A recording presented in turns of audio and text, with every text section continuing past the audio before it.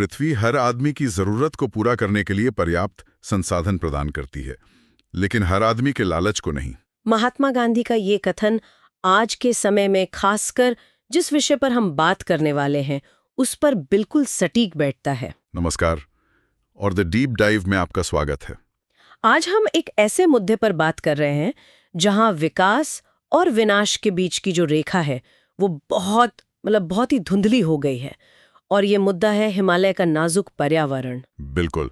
हमारे पास द हिंदू में प्रकाशित एक बहुत ही विस्तृत लेख है जो कुछ बहुत ही असहज करने वाले सवाल खड़े करता है। आज की हमारी पड़ताल का मुद्दा यही है, हिमालय में जो ये बड़ी बड़ी परियोजनाएं बन रही हैं और जो लगातार प्राकृतिक आपदाएं बढ़ रही हैं, क्या ये दोनों साथ साथ चल सकते हैं? और इसमें हम खास तौर पर उत्तराखंड की 4 धाम सड़क चौड़ीकरण परियोजना को एक केस स्टडी की तरह देखेंगे। हाँ, और ये विषय यूपीएससी की तैयारी करने वालों के लिए भी बहुत जरूरी है। जी बिल्कुल। जीएस पेपर 1 में भूगोल और पेपर 3 में पर्यावरण, आपदा प्रबंधन और इंफ्रास्ट्रक्चर, ये सीधे सीधे जुड़ा हुआ टॉपिक है।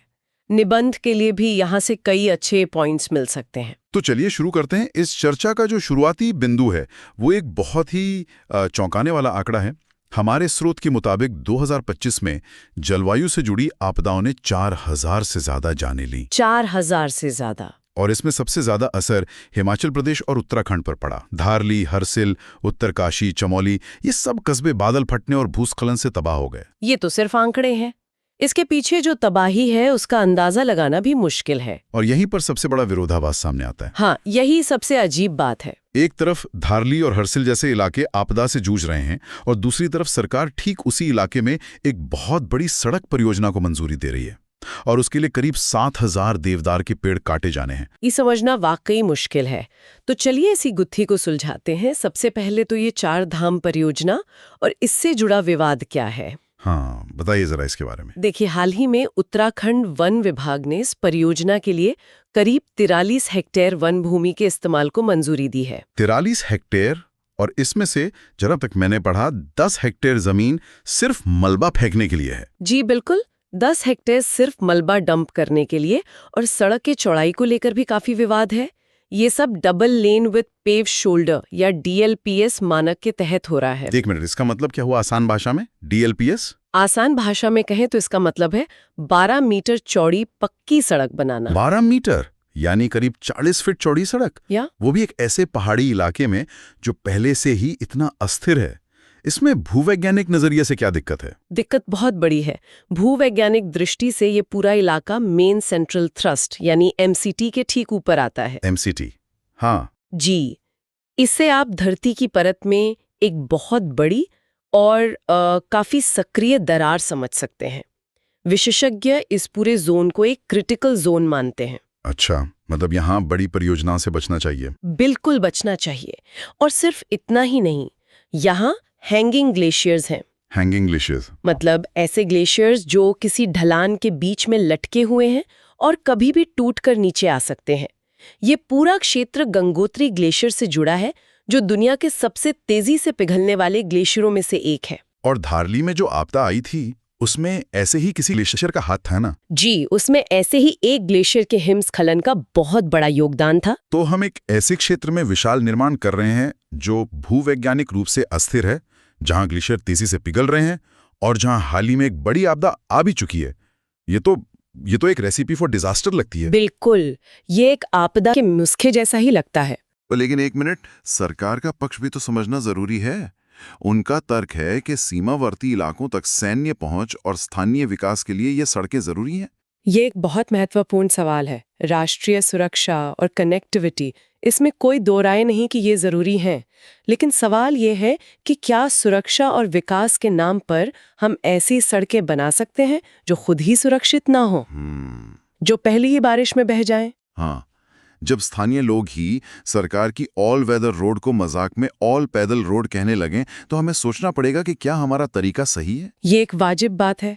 अब उस दूसरे पहलू पर आते हैं जिसका जिक्र हो रहा था, 7000 देवदार के पेड़। ये सिर्फ लकड़ी का नुकसान तो नहीं हो सकता। इन पेड़ों की क्या खासियत है? इन देवदार के जंगलों को सिर्फ पेड़ समझना ही सबसे बड़ी भूल है। ये हिमालय की जीवन रेखाएं हैं।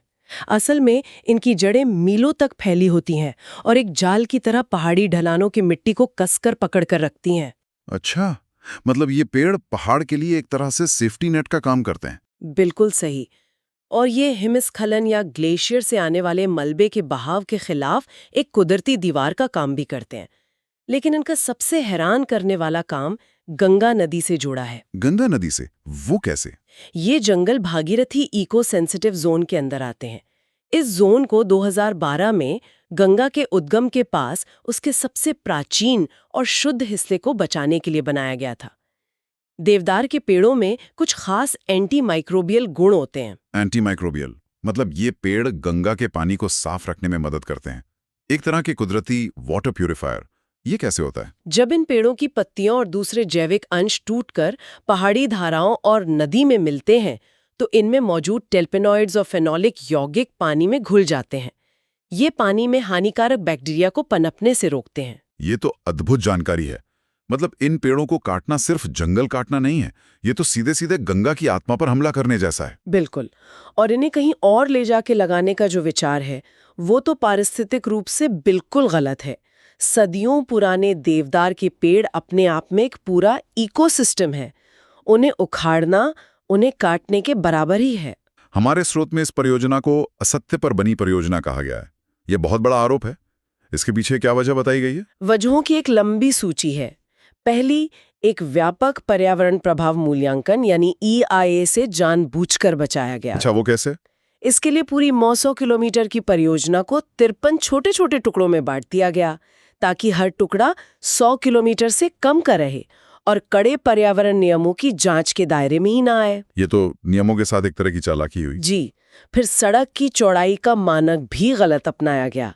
सड़क परिवहन मंत्रालय का 2018 का अपना सर्कुलर कहता है कि पहाड़ी इलाकों में सड़क की चौड़ाई 5.5 मीटर से ज्यादा नहीं होनी चाहिए। और यहाँ 12 मीटर पे काम हुआ। हाँ, जो सीधे सीधे अपने ही बनाए नियम का उल्लंघन है। और सबसे बड़ी गलती शायद पहाड़ों को काटने के तरीके में हुई। स्रोत में वर्टिकल हिल कटिंग का जिक्र है। ये क्या है और ये इतना खतरनाक क्यों है? इसे ऐसे समझिए, हर चीज का, चाहे वो रेत का ढेर हो या पहाड़, एक प्राकृतिक ढलान होता है जिस पर वो स्थिर रहता है। इसे एंगल ऑफ रिपोज कहते हैं। एंगल ऑफ रिपोज, ठीक है। अगर आप उसे उससे ज्यादा सीधा काटने की कोशिश करेंगे तो वो ढह जाएगा। इस परियोजना में पहाड़ों को 90 डिग्री के कोण पर यानी बिल्कुल सीधा काटा गया। ये भूविज्ञान के सबसे बुनियादी नियम का उल्लंघन है। और इसके नतीजे हम देख ही रहे।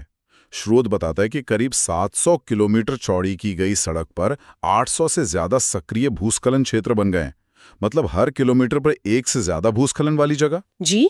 और यही वजह है कि महत्वपूर्ण सीमा मार्गों को महीनों तक बंद रखना पड़ा है। ये कैसी ऑल वेदर रोड है जो पहली बारिश में ही बंद हो जाए? लेकिन अब तो शायद कुछ सुधार करने की कोशिश हो रही है, जैसे स्विस तकनीक से फाइबर ग्लास बोल्ट लगाने की बात है। क्या इससे समस्या हल हो सकती है? ये वैसा ही है जैसे किसी टूटी हुई नींव वाली इमारत की दीवारों पर आप महंगा पेंट कर दें। असली विफलता बोल्ट की कमी नहीं है, बल्कि पहाड़ों को गलत तरीके से काटने का शुरुआती फैसला है। जब आपने पहाड़ की बुनियाद ही हिला दी तो आप उसे बाहरी सहारे से कब तक रोक पाएंगे? ये सब सुनकर तो एक सवाल मन में आता है, क्या सरकार के पास हिमालय को बचाने के लिए कोई नीति नहीं है, या है लेकिन उसे नजरअंदाज किया जा रहा है? विडंबना यही है कि नीति मौजूद है। 2014 में भारत सरकार ने हिमालयी पारिस्थितिकी तंत्र को बनाए रखने का राष्ट्रीय मिशन यानी NMSHE को मंजूरी दी थी। अच्छा, और उसका मकसद क्या था? उसका मकसद ही हिमालय के माहौल की रक्षा करना, ग्लेशियरों पर नजर रखना और प्राकृतिक खतरों को कम करना था। मतलब एक हाथ से मिशन बनाया जा रहा है हिमालय को बचाने का, और दूसरे हाथ से उसी हिमालय में ऐसी परियोजनाओं को मंजूरी दी जा रही है जो उस मिशन के हर लक्ष्य का उल्लंघन करती हैं। ये तो बहुत बड़ा विरोधाभास है। ले शासन की एक बड़ी विफलता को दिखाता है। स्रोत में एक बहुत मार्मिक पंक्ति है, जब देवभूमि को देवदारू के विरुद्ध कर दिया जाता है तो यह विकास नहीं है। देवदारू यानी देवदार के पेड़, जिन्हें देवताओं का निवास माना जाता है। अभी तक हम परियोजना की खामियों की बात कर रहे थे, लेकिन इसमें जलवायु परिवर्तन का एंगल कहाँ फिट होता है? हम बिना बर्फ की सर्दियां और जंगलों में भीषण आग जैसी खबरें लगातार सुन रहे हैं। हिमालय दुनिया के सबसे ज्यादा जलवायु संवेदनशील क्षेत्रों में से एक है। एक अध्ययन बताता है कि 1950 के बाद से हिमालय के ऊंचे इलाके बाकी दुनिया के औसत से 50% ज्यादा तेजी से गर्म हो रहे हैं। 50% ज्यादा तेजी से? जी, इसका सीधा मतलब है कि धारने जैसी चरम मौसम की घटनाएं भविष्य में और भी ज्यादा और भयानक होंगी। हमारे स्रोत में जलवायु परिवर्तन को एक रिस्क मल्टीप्लायर यानी जोखिम गुणक कहा गया है। ये अवधारणा थोड़ी जटिल है। इसे आसान शब्दों में कैसे समझा जा सकता है? इसे एक बहुत सरल उदाहरण से समझते हैं। मान लीजिए एक कमरे में सूखी लकड़ियों का ढेर पड़ा है। ये अपने आप में एक खतरा है। ये हुआ हमारा असुरक्षित भूमि उपयोग, जैसे कमजोर ढलानों पर चौड़ी सड़कें बनाना। ठीक है, तो लकड़ियों का ढेर खतरा है। अब जलवायु परिवर्तन उस पर जलती हुई माचिस की तीली फेंकने जैसा है। लकड़ियां तो पहले से थीं, लेकिन माचिस की तीली ने उस खतरे को कई गुना बढ़ाकर एक विनाशकारी आग यानी आपदा में बदल दिया। वाह, ये तो बहुत अच्छा उदाहरण है। जलवायु परिवर्तन यही काम कर रहा है। वह अनियमित बारिश, चरम गर्मी और तेजी से पिघलते ग्लेशियरों के जरिए पहले से मौजूद खतरों को कई गुना बढ़ा रहा है। और ग्लेशियरों के पिघलने का असर दो तरफा होगा, जैसा कि स्रोत में बताया गया है। जी हाँ, पहले एक वाटर पीक फेज आएगा, यानी ग्लेशियर तेजी से पिघलेंगे, नदियों में पानी का बहाव अचानक बहुत बढ़ जाएगा और विनाशकारी बाढ़ आएगी। और उसके बाद? और जब ग्लेशियर लगभग पूरी तरह पिघल जाएंगे, तब नदियों में पानी की भारी कमी हो जाएगी और सूखे का एक लंबा दौर शुरू होगा। मतलब पहले बाढ़ और फिर सूखा, ये तो दोहरी मार हुई। निश्चित रूप से। और इसमें अनियंत्रित पर्यटन, बढ़ता ट्रैफिक, कचरा प्रबंधन की विफलता, ये सब मिलकर उस दबाव को और बढ़ाते हैं। तो इस पूरी चर्चा का सार क्या है? हम क्या निष्कर्ष निकाल सकते हैं? स्रोत एक बहुत ही बुनियादी और शक्तिशाली बात कहता है। हिमालय के बिना भारत नहीं है। ये सिर्फ एक पहाड़ नहीं है, ये हमारे उपमहाद्वीप की जीवन रेखा है। हिमालय की वजह से ही हमारा देश एक उपजाऊ मैदान है, हमारी नदियों में पानी है। मतलब ये कि अगर हमें वाकई सीमा सुरक्षा, कनेक्टिविटी और राष्ट्रीय हित की चिंता है, तो हमें आपदा प्रवण बुनियादी ढांचे की जगह आपदा लचीले यानी डिजास्टर रेजिलिएंट विकास को प्राथमिकता देनी होगी। यह कोई वैचारिक बहस नहीं है, बल्कि एक वैज्ञानिक, पारिस्थितिक और आर्थिक जरूरत है। यह हमारे अस्तित्व का सवाल है। हमें ऐसे विकास मॉडल को अपनाना होगा जो पहाड़ों का सम्मान करे, न कि उन्हें जीतने की कोशिश करे। हमारी आज की इस गहन पड़ताल से एक सवाल उठता है जिस पर हम सभी को सोचना चाहिए। राष्ट्रीय हित की असली परिभाषा क्या है? क्या ये कुछ सालों तक चलने वाली चौड़ी सड़कें हैं, या उन पारिस्थितिकी तंत्रों का संरक्षण है जो लाखों लोगों के जीवन और आजीविका को सदियों तक बनाए रखते हैं? ये एक ऐसा प्रश्न है जिसका उत्तर नीति निर्माताओं और समाज दोनों को मिलकर ईमानदारी से खोजना होगा। आज की इस महत्वपूर्ण चर्चा में शामिल होने के लिए धन्यवाद। अगर आपके कोई प्रश्न हैं या आप किसी और विषय पर ऐसी ही गहरी पड़ताल चाहते हैं, तो हमें कमेंट्स में ज़रूर बताएं। इस जानकारी को दूसरों तक पहुंचाने के लिए इसे लाइक और सब्सक्राइब करना न भूलें।